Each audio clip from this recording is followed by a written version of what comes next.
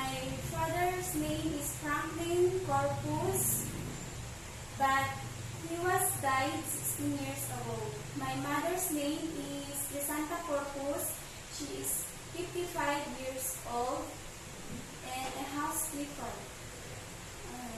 I have 3 brothers and 5 sisters. I am the 6th child. My religion is a Christian. My highest education attainment is college undergraduate as a secretarial and graduate in TESDA. I worked as a domestic helper in Kuwait for 2 years and 2 months. I served 6 members of the family, 2 adults, 1 baby, 1 children, 2 elders. Why did you intend to work in Hong Kong?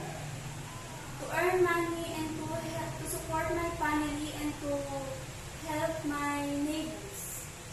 What are your duties and responsibilities as a domestic helper?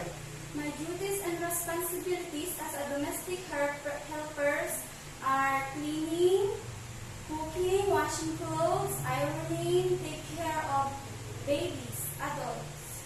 Can you cook Chinese foods? No, madam.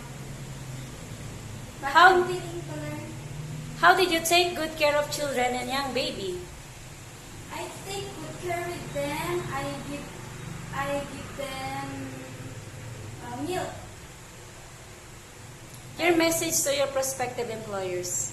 To all prospective employers in Hong Kong, please choose me as your domestic helper. I promise I will do my very best to be a good servant to my employer. Thank you and God bless you.